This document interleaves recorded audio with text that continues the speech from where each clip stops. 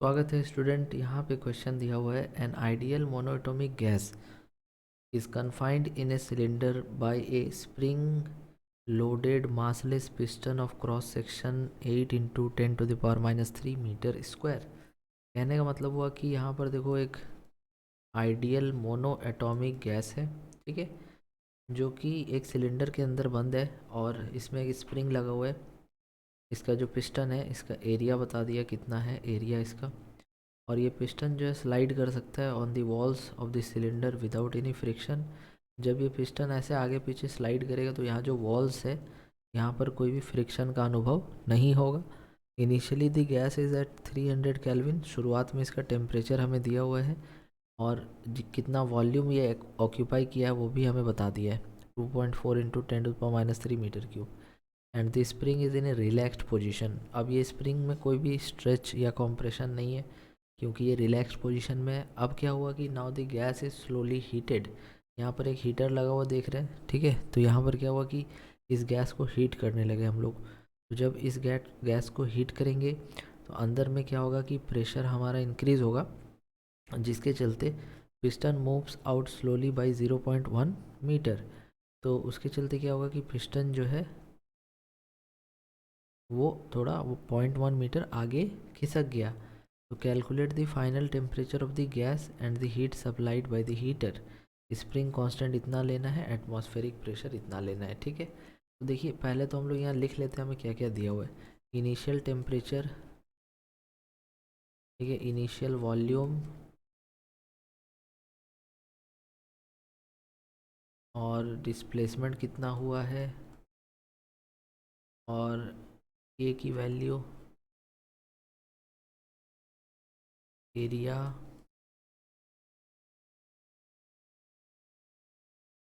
ठीक है। ये सारा डेटा दिया हुआ है। देखो इनिशियल प्रेशर नहीं दिया हुआ है, ठीक है, और फाइनल, अच्छा इनिशियल प्रेशर हमें दिया हुआ है, क्या है वो बता रहे हैं। फाइनल प्रेशर निकालना पड़ेगा, फाइनल वॉल्यूम निकालना पड़ेगा। क्यों ऐसा करना है? क्योंकि हमें टेम्परेचर पूछा है ना, तो हम लोग ये फार्मूला लगा देंगे कि P V equals to N R T होते हैं। तो अगर हम लोग चाहें तो P V upon T equal to N R लिख सकते हैं। तो P V equal to N R का मतलब क्या हो गया कि ये एन क्या है, नंबर ऑफ मोल्स, आर क्या है, गैस कांस्टेंट। तो ये तो मीन्स फिक्स रहेगा ना, मतलब हम लोग P initial V initial by T initial को P final V final upon T final से इक्वेट कर सकते हैं। क्यों ऐसा कर सकते हैं? क्योंकि ये कांस्टेंट टर्म है, ठीक है। तो देखो यहाँ पर टी इनिशियल तो पता है, वी इनिशियल पता है, पी इनिशियल भी पता है क्या है बता रहे हैं। टी फाइनल हमें नहीं पता, वो निकाल लेंगे, और वी फाइनल हम निकाल लेंगे। तो एक ही अननोन रहेगा, वो टी फाइनल यहाँ अननोन होगा। तो फिर इसका वैल्यू यहाँ से हम लोग का आ जाएगा। तो यही हम करने वाले हैं, ठीक है। देखो इनिशियल प्रेशर जो होगा वो तुम्हारा एटमॉस्फेरिक प्रेशर के बराबर होगा। क्यों? क्योंकि शुरुआत में बाहर हवा है, बाहर एटमॉस्फेयर है, तो शुरुआत में जो प्रेशर बाहर से लग रहा है ना वो अंदर के प्रेशर से बैलेंस्ड है, तभी तो ये स्प्रिंग रिलैक्स पोजीशन में, इसीलिए अंदर का जो प्रेशर होगा वो एटमॉस्फेरिक प्रेशर के बराबर होगा, ठीक है। तो फाइनल प्रेशर निकालते हैं हम लोग कहाँ पे, तो इनसाइड दी चैम्बर, ठीक है। चैम्बर के अंदर का फाइनल प्रेशर निकालते हैं तो वो हो जाएगा। देखो यहाँ पर क्या हुआ कि अंदर का जो प्रेशर था वो बढ़ गया। क्यों बढ़ गया? क्योंकि वहाँ पर एक हीटर लगा हुआ है जो हीट कर रहा है। तो अब अंदर का जब प्रेशर बढ़ गया तो वो क्या किया कि स्प्रिंग को कॉम्प्रेस कर दिया। कितना से? तो 0.1 मीटर से इसको कॉम्प्रेस कर दिया। तो जब ये स्प्रिंग कॉम्प्रेस हो जाएगा तो ये एक्सपैंड होना चाहेगा। तो जब ये एक्सपैंड होना चाहेगा तो ये इस पिस्टन को एक फोर्स देगा ना, स्प्रिंग फोर्स के एक्स, ताकि ये एक्सपैंड हो पाए, अपना इनिशियल पोजीशन को अचीव कर पाए। तो ये एक फोर्स देगा पिस्टन को के एक्स सॉरी। उसके बाद एटमॉस्फेयर तो ऑलरेडी यहाँ पे फोर्स लगा ही रहा था। तो ये जो बाहर से जो फोर्स हमें लग रहा है, ठीक है, उसको ओवरकम कौन करेगा? अंदर का फोर्स। या फिर ऐसा कह लो कि बाहर का जो प्रेशर लग रहा है वो ओवरकम कौन करेगा? अंदर का प्रेशर। तो बाहर का प्रेशर कितना है? पी नॉट प्लस के एक्स बाई एरिया, के एक्स हो गया फोर्स बाई एरिया हो गया प्रेशर, फोर्स बाई एरिया क्या हो गया प्रेशर। तो ये जो प्रेशर है ये स्प्रिंग फोर्स की वजह से लग रहा है, और ये जो प्रेशर है ये एटमॉस्फेयर की वजह से लग रहा है। इतना प्रेशर बाहर से एग्जर्ट हो रहा है, अंदर का जो प्रेशर है वो भी तो उतना होगा, क्योंकि इस सिचुएशन में इक्विलिब्रियम कंडीशन आ चुका है।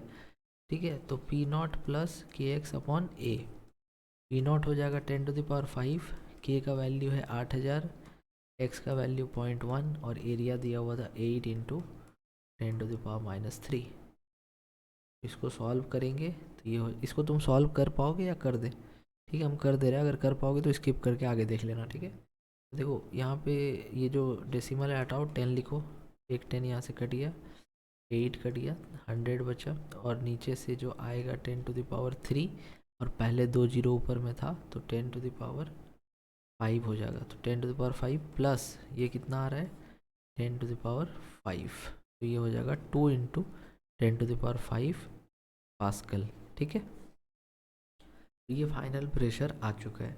उसी तरह से फाइनल वॉल्यूम भी निकालेंगे हम लोग। फाइनल वॉल्यूम इक्वल्स टू शुरुआत का जो वॉल्यूम था चेम्बर का प्लस जो इंक्रीमेंट हुआ है उस पिस्टन के एक्सपैंड होने से।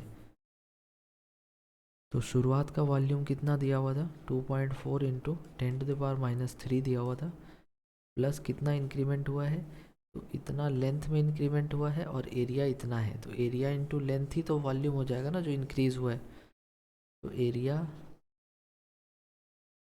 इंटू लेंथ ये हो जाएगा 2.4 इंटू 10⁻³ प्लस 0.8 इंटू 10⁻³।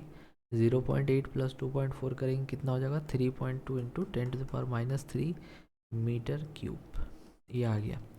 अब देखो, अब सारा वैल्यूज़ पता है, यहाँ पे रखना चालू कर दो। प्रेशर इनिशियल है 10⁵, वॉल्यूम इनिशियल है 2.4 इंटू 10⁻³, टेम्परेचर इनिशियल था 300 केल्विन, और फाइनल प्रेशर है 2 इंटू 10⁵, फाइनल वॉल्यूम है 3.2 इंटू 10⁻³ दिख रहा है तुम्हें, लास्ट में 10⁻³ लिखा है मैंने, अपॉन 300, सॉरी 300 नहीं है, ये तो निकालना ही है, T final, this is unknown.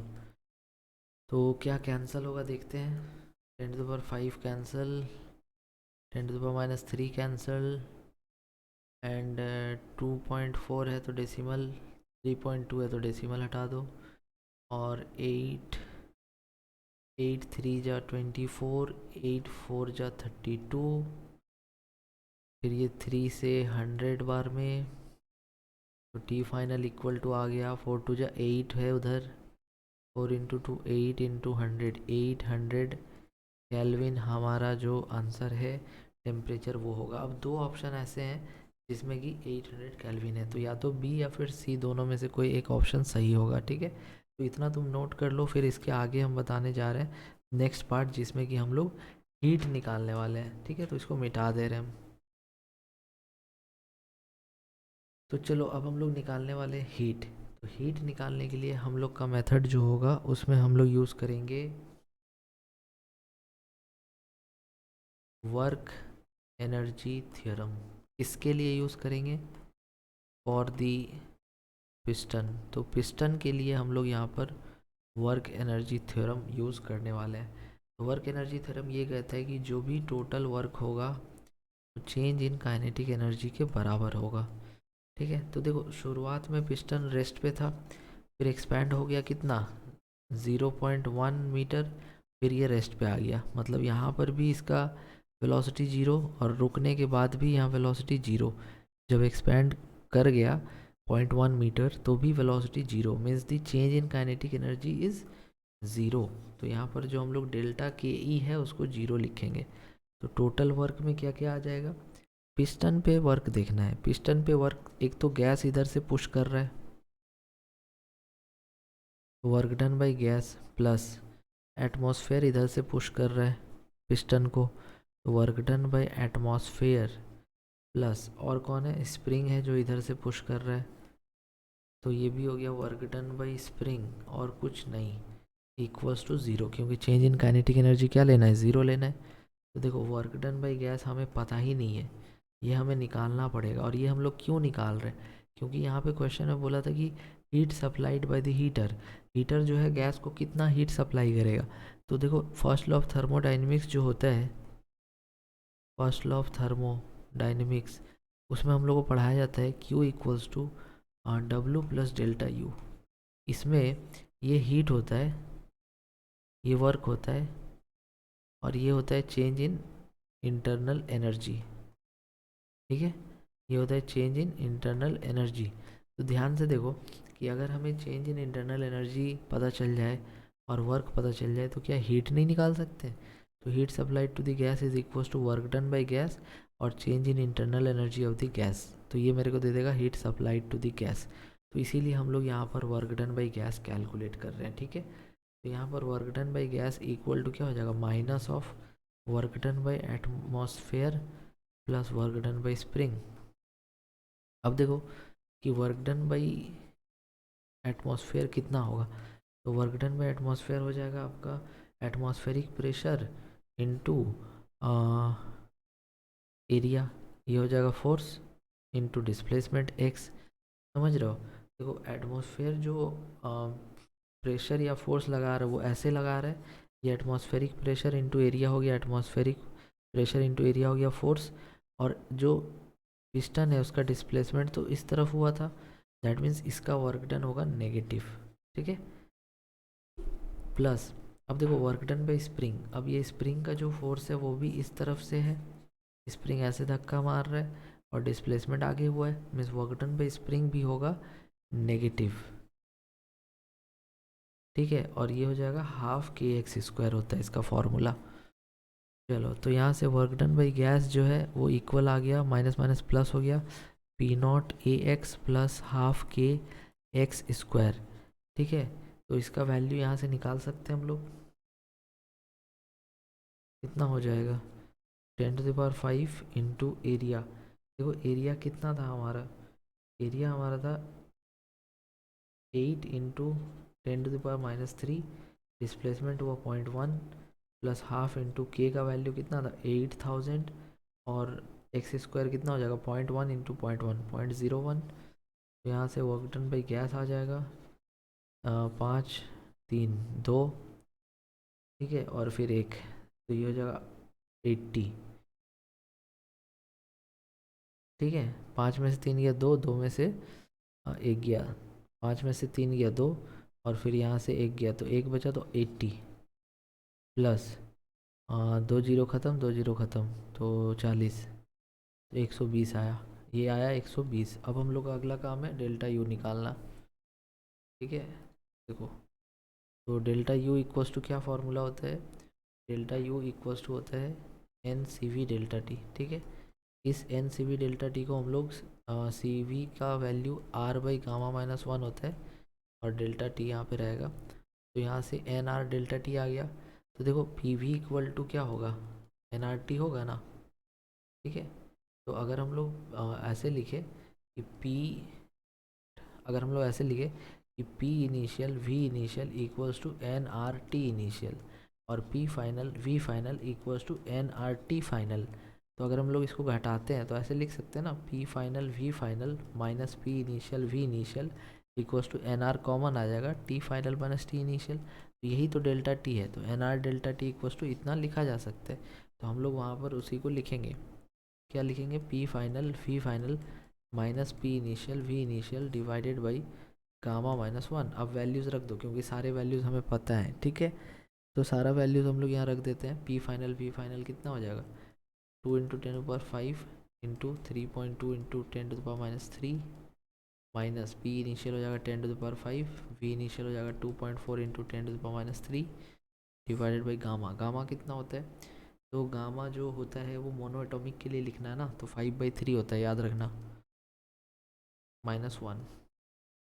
ठीक है, तो ये टू कुछ कैंसिल हो रहा है, 3.2 into 2 6.4 into 10⁻² minus 2.4 into 10⁻² upon 5 - 3 2/3 6.4 minus 2.4 4 हो जाएगा 4 इंटू 10⁻², तो 4 × 10⁻² हो जाएगा 400/2/3, तो 200, 3 × 200 600। तो देखो अब हमारा आंसर आ चुका है कि ये जो है ये डेल्टा यू है और ये है डब्लू। तो delta you plus W 600 plus 120 720, मतलब हमारा आंसर जो होगा वो हो जाएगा D number 800 kelvin and 720 joule of energy. तो I hope that this clear your doubt. Thank you.